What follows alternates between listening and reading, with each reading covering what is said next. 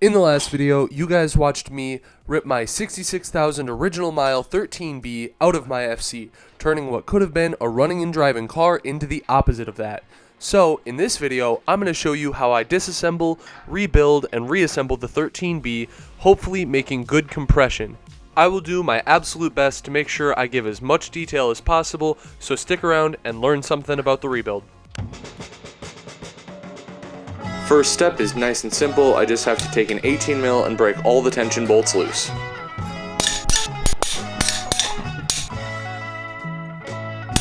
Ah, motherfucker.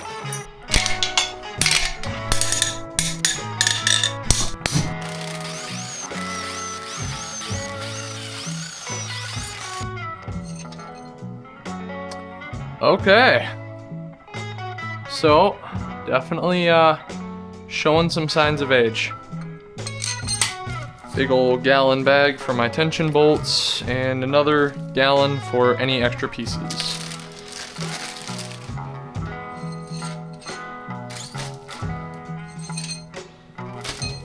It's now occurring to me that this is not at all gonna fit. Upon removing the bolts, I noticed that there was a little bit of water and corrosion on the ends of them. Nothing that really surprised me, nothing that indicated that this motor wouldn't be able to be rebuilt, just that I would have to clean the threads up a little bit and make sure that I get into all of those little crevices when it comes to cleaning the motor. Now, there is water all over my tension bolts. I do not know what that means.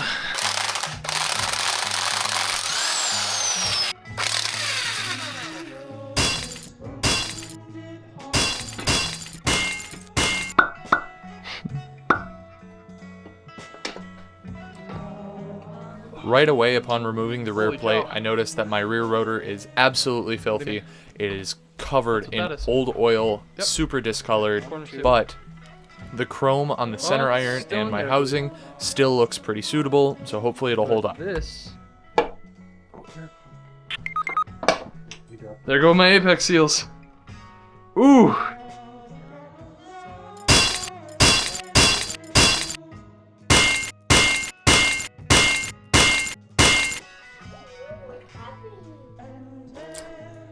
Whoa. Now, had I been smart, I most likely would have purchased or rented a dowel remover tool. Atkins does sell one, however, I didn't want to purchase it. Instead, I elected to yank on the housing with my entire body weight like an animal. This dowel came out on its own. Traditionally, you need a puller for that. That's got to come out. That's what's holding us up. This is like Ancient. Yeah, like I feel like that's gonna break. Yeah. Okay.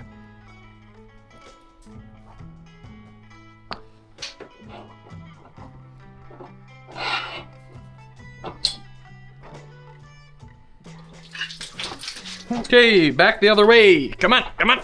Damn it. Well, that was cute. It would have been easier had I followed the manual and put, what the hell? Right here, I did do something that if you are rebuilding a 13B, you should absolutely never, ever, ever do, which is put the pressure of the center iron on the E-shaft. You can see my father holding it, and that creates a lot of unnecessary tension on the E-shaft. It also opens it up to a lot of potential damage if something falls, slips, chips the side, anything. I don't think we scratched it. Thank God. 13B apart. Okay. Thanks, Dad. I wouldn't do another thing without cleaning. I would No. get everything organized, laid out. Let's set that up there. So, after all is said and done, it looked like everything was there for the car. No catastrophic failure, no failing of the fingernail test on any of the chrome areas. Everything looked to be in good shape. So all that was left was for me to put everything back together with fresh parts, fresh gaskets, fresh seals, and make sure that I knew what I was doing. That's a huge caveat in this case. So in the meantime, my buddy William and I really took some time and cleaned up the garage, the car, the engine bay, and especially the nasty old interior, because after sitting for 15 some years, any smells or residuals that were left in the car absolutely baked in. So we took some time, made sure everything came out in tip-top shape.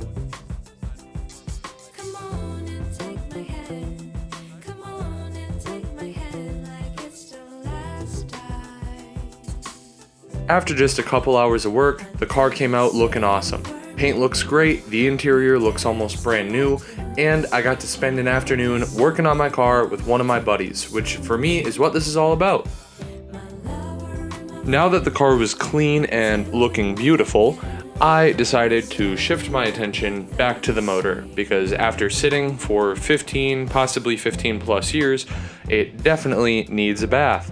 So, to keep all of those gross contaminants from getting into the motor upon first startup, I really want to get it nice and clean. You see me here spraying it down with a degreaser, making sure I'm getting every possible surface, including in those little coolant water passages, because a lot of rust likes to hide out in there, especially when you get an old motor.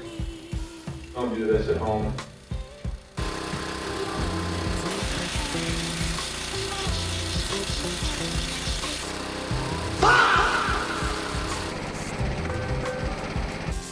As I'm spraying out my housing, I'm making sure to be extremely thorough, hitting any noticeable spots of buildup, and making sure that no spot is untouched. Off camera, I did go through these passages with a toothbrush, some degreaser, and some salt, just to break down any contamination that may have been missed. After I was finished spraying everything, I dried it off the best I could to minimize rusting and went over it one more time with a degreaser, making sure to get into the fine seal grooves, as without clean grooves, it could cause poor seating and potentially lead to my motor or my seals failing prematurely. Make sure if you are rebuilding your own motor to keep an eye on the chrome-plated area of the housing so that it doesn't get scratched or damaged in your cleaning process, but make sure that you are very thorough.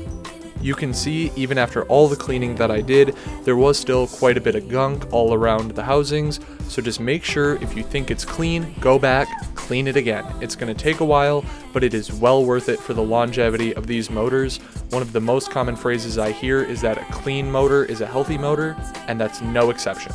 Moving on, while it's not essential, I wanted to repaint my engine. I taped up the essential areas, making sure no paint could reach the contact surfaces. I did, however, forget the exhaust studs, which ended up costing me dearly as these are not cheap at all to replace, and I've already had to replace 2 of them. I settled on a high temp primer, paint, and clear coat, simple and effective for the job. I do see a lot of other people powder coating, which is something I may do in the future, but for right now, I was pretty happy with just a rattle can job, adding my own little flair to this old motor. If you're doing this at home, always mask your motor properly. Do not just use your hand.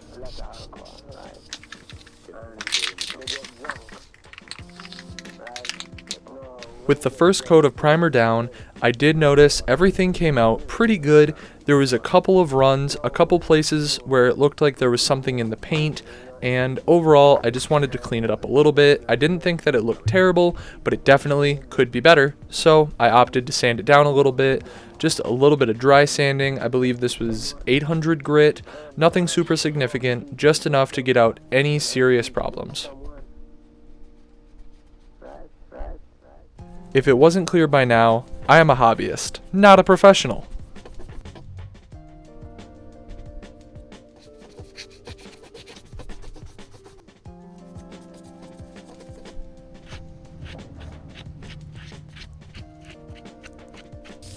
After cleaning the dust off the housings, I spray them down with the first coat of gloss black.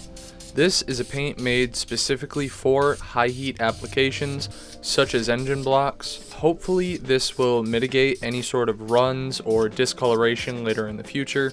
I did the same thing with my clear coat, so hopefully I'm not going to see any yellowing, any tarnishing, or any sort of premature wear, as I did choose this paint specifically for this application.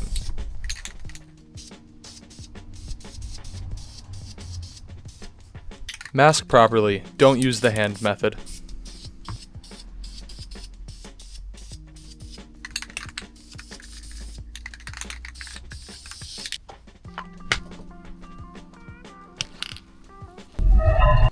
Finally, after 2 coats of black, I hit the housings with a high temp gloss clear coat, making sure that my housings were fully dried and clean between each coat to hopefully give me the little personal touch to this engine that I really desire. Next up comes one of the most important parts in the rebuilding process, removing all of the old seals and refreshing my rotors. I started off by giving them a dunk in my ultrasonic cleaner, followed by a good hard scrub with a red Scotch-Brite pad. Rinse and repeat, and you've got a halfway decent start. While it's not shown, I did take a little pick and run it through every groove on both sides of the rotors until nothing came out at all. This is a key step that ensures that all of my seals will seat properly and maintain good rebound and compression, which is absolutely paramount. Just like I said earlier, once you think that you've got it clean enough, keep cleaning.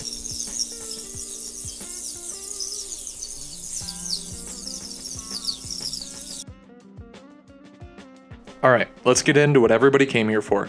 Right now you can see me putting on my oil ring inserts. These are inner and outer. They're not rotor sensitive, but they are piece sensitive. You see one goes on the inside, the other goes on the outside. Just below my hands are the oil ring springs. Those are not rotor specific, however they are directional as well as face specific, front and back. So right here you can see me prying down my oil rings.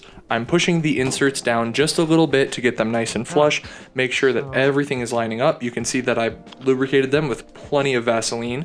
I did have to make sure that everything went in order using the springs, as they do slide into a little notch, which you then lay the oil rings on top of. I know this is very complicated.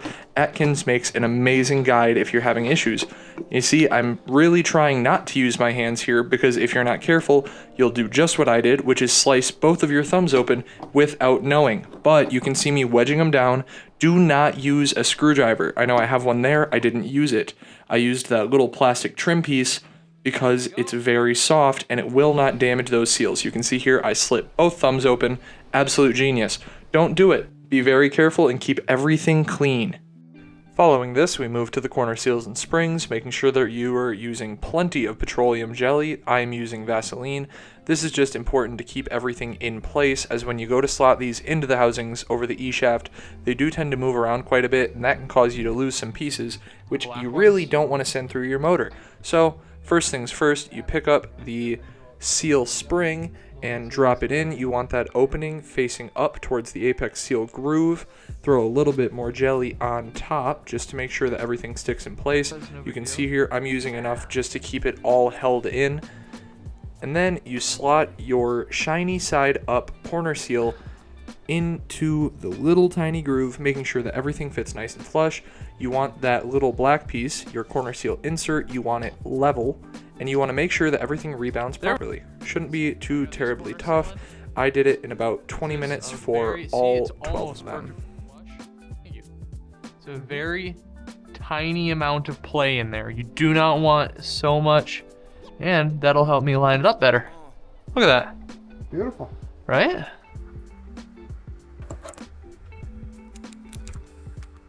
What I'm looking for. Make sure she's on. That's not even what I'm looking for. See how they bend upwards? Yeah. Upwards? You want up? Up. Following the corner seals, we move on to the side seals and side seal springs, essentially the same process. Make sure you coat them heavily in petroleum jelly, slide them into the groove, make sure that everything sticks nice and sticky, because you do not want it to fall out while you're adjusting the rotors. These are Atkins Rotary cryo-treated seals. Make sure they're good with a sniff test from Cooper, and then I slide them right into the groove. You're going to see immediately they don't fit. That is because these are not pre-cut seals. If you order the same ones that I do, you're going to have to trim down your own seals. They are in the Mazda factory service manual, the specs. Make sure that you're using a feeler gauge. I promise I actually did, not just a piece of paper.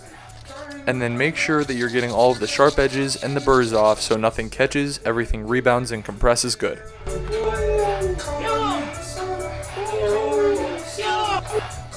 Finally, your side seals should be at about a 40-degree angle towards the corner seals.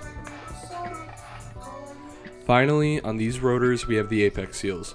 So you want to start off with a layer of petroleum, You want to go with the bigger of the Apex Seal spring pieces. There should be 2 if you use the same kit that I did. And we're using a layer of petroleum between every step here. It's just going to make sure everything holds together nicely. Now that smaller Apex Seal spring piece and another layer of petroleum. Next is the cryo-treated Atkins Apex Seal. So these are pre-connected. Normally they'll come in 2 pieces. These came, like I said, pre-connected as 1 piece. You can still see a little bit of a bridge on them, but they are very, very simple. Some people like to do it in the housing. I prefer to do it outside. And another layer of petroleum on top just to hold everything in place, make sure everything rebounds correctly, and if it binds, make sure it's lined up with the corner seal, and make sure that the groove is nice and clean. Apply a thin layer of petroleum jelly on all surfaces. Flip the center plate over and repeat the process. With all of the internals kind of buttoned up and ready to go back together, all of the housing pieces painted, I wanted to leave this little bit of filler content, a few clips of me and my dad just tearing the tape off of the housings and the irons, getting them all prepped to go back together, making sure none of the passages are blocked, and in all reality, none of this stuff really matters. I didn't need to keep any of this, but it mattered a lot to me, because this was time that I spent with my dad out in my garage, and really that's why I started doing all of this. One, mainly, was to, help educate people, help show that these motors aren't that hard and that they're pretty cool. Obviously, I'm still a novice, but there's a lot to learn, and you shouldn't ever be afraid of learning. But most importantly to me was to say, cars don't have to be something that you do on your own. Cars, for me, are a great way of meeting people, growing closer with my friends, and in this case, spending some quality time with my dad. With both of us being as busy as we are, it's not often that I get to get back to the house and just hang out. So a lot of the time when I go back, I'm working. I'm working on a video, I'm working on the car, I'm doing something. But he decided to take time out of his just as busy, if not busier life, and give me a couple hours just to come out, hang out, watch the Atkins reassembly video, and work on the car with me. And honestly, that means the world. So if nothing else, thanks, Dad. My mind is sometimes is a little out there. Moving along with the actual rebuild process, we get into this little spacer. Here it has 6 bolts. They are first torqued down to 12 foot-pound and then again to 17. Nice and simple.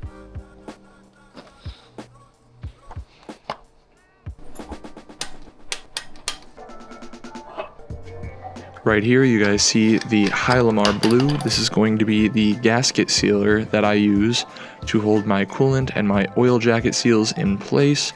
It is incredibly sticky. It's a little bit tough to get used to, but overall it just takes a little bit of patience and to make sure that all of your seals are in properly. Right here, as I go to install my seals, you'll notice that there is a little blue colored notch on each of the seals.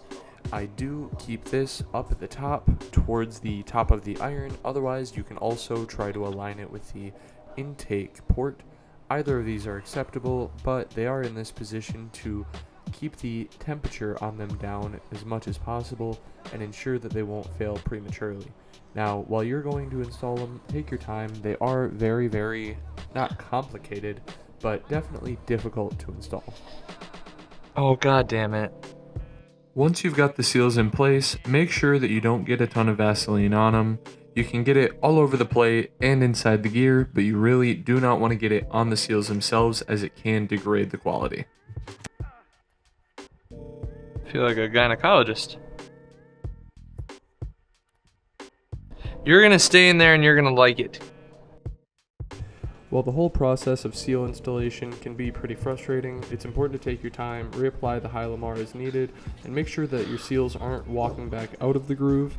Without these seals properly in place, you'd have coolant leaking into the main combustion chamber, similar to a leaky or a blown head gasket, which this is a Mazda, not a Subaru.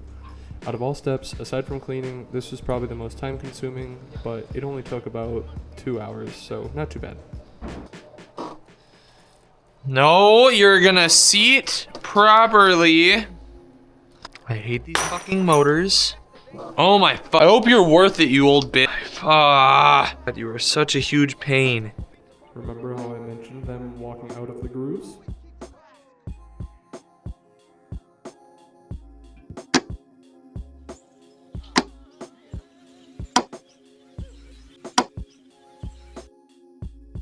Now that the toughest parts are done with, you see me throwing a new O-ring on my front main gear, a new O-ring on the front main bolt, and a couple of O-rings in the oil filter housing. So this you can wait for until after the motor is reassembled. I just wanted to throw the new oil filter on because, you know, I had it, it was taking up space, why not? So now the front main seal, nice and easy, not super complicated, just smack it in there, use a mallet, don't use your hand. Make sure that you're getting new O-rings on everything and don't drop them. You see me throwing a little bead of high Lamar around those holes and then inserting the O-rings. That is going to be where my dowel pins pass through, and I wasn't lying. This stuff is incredibly sticky.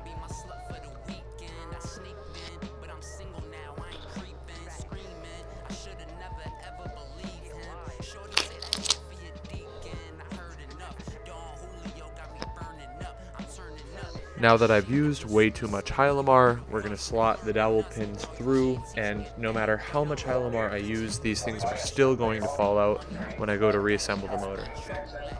Scenario. Alright, for anybody following along at home, this is where you got to pay attention. This is crucial. You're going to see I'm opening up a tube of Permatex Black. It's the RTV gasket maker I'm going with, and I lay it down in a very specific way.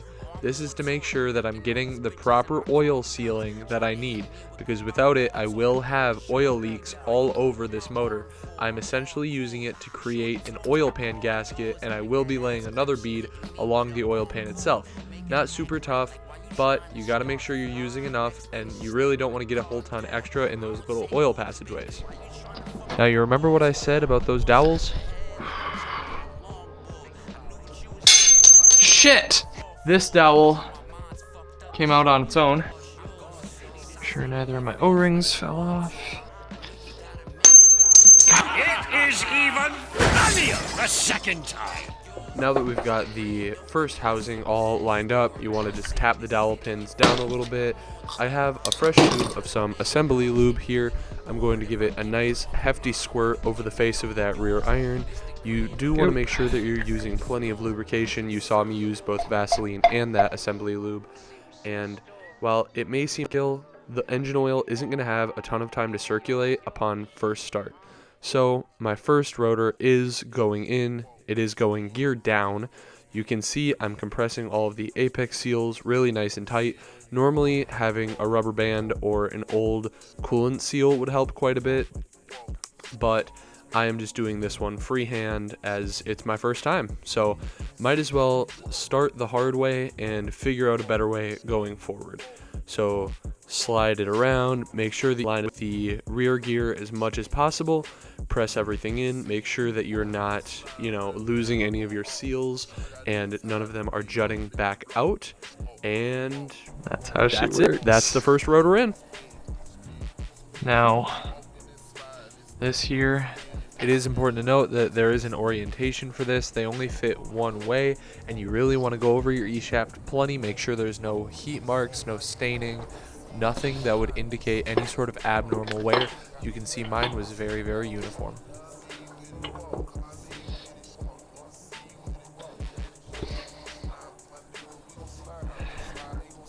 That's it!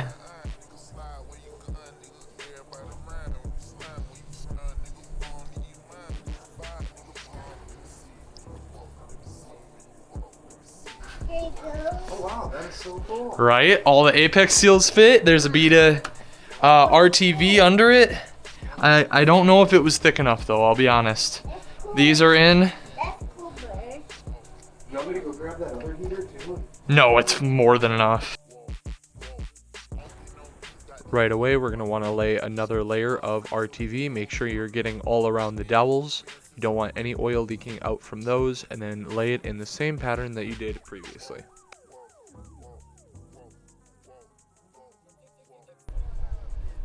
You'll notice earlier I was rotating the E-shaft quite a bit with that first rotor. That's just to make sure that I'm not hitting any sort of snags, there's no binding anywhere, and that everything is rotating freely.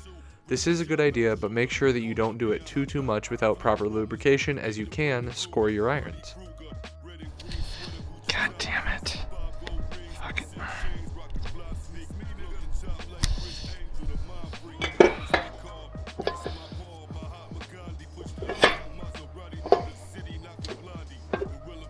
While I was able to do it myself, it is a good idea to have 2 people present when you're installing the E-shaft, because you would like to have somebody pressing up from the bottom, making sure that you can have a good grip on that center plate, just to ensure that there is no scratching, binding, really anything that could damage either the inside of the plate or the E-shaft.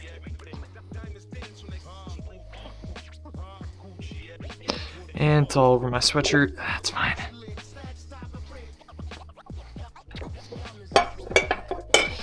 Okay. One more bead of that RTV going around the proper oil sealing areas, just to make sure that we're not going to experience any leaks, and we're definitely not going to lose any oil pressure, as that would 100% jeopardize this motor, and we don't want that. This is my first rebuild. I kind of want it to go as planned. Clear that little area out. Seal it all down. Wipe it off.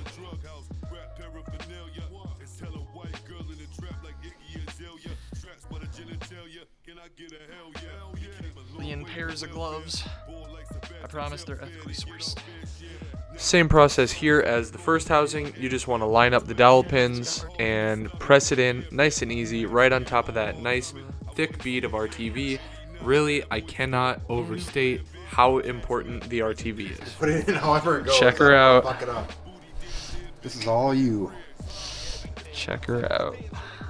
Now that we've got the second housing on, it's time to throw in the second rotor, or the front rotor. This is going to be gear up, and you can see the Vaseline seems to have warmed up just a little bit. My seals are starting to walk themselves out, and you want to just kind of keep your fingers on top of them when you're going to slide the rotor down into the housing so they don't protrude up. And if they do, super simple, just slide them back down, make sure that they're still compressing good, and put your body weight on top of the motor a few times just to compress everything down nice and tight. Big thank you to my dad for cleaning up a little bit, much appreciated.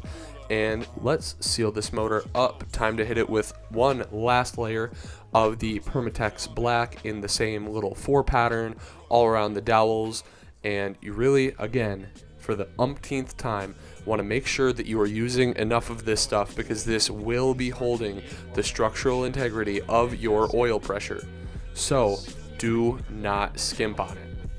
The oil. So I'm gonna have to clean the shit out of it before I run any oil through it. Yep.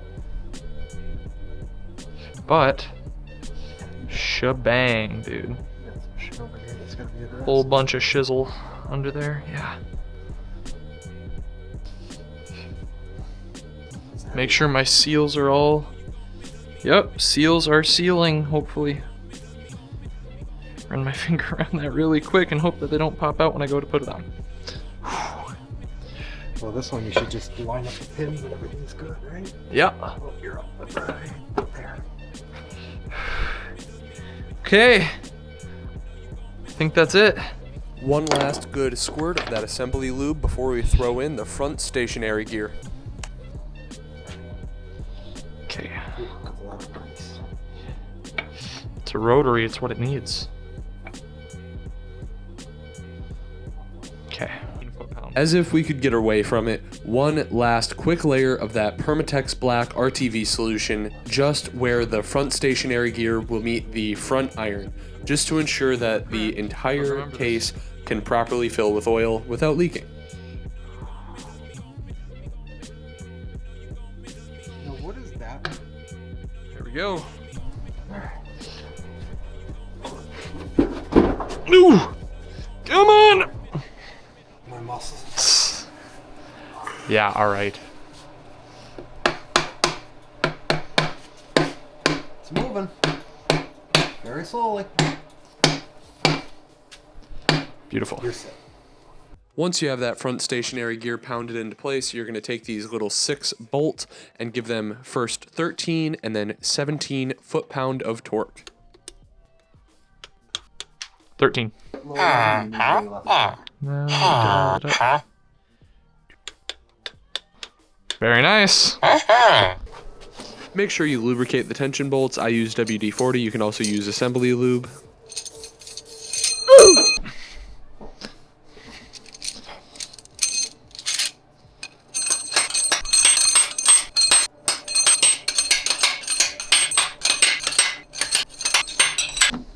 For the final torque spec of the video, the tension bolts can be torqued down per Mazda 23 foot-pound and then 29. Some people like to go 10, 20, 30. I am just going to show you the final step where I went 23 to 30. Might be some nuts and bolts.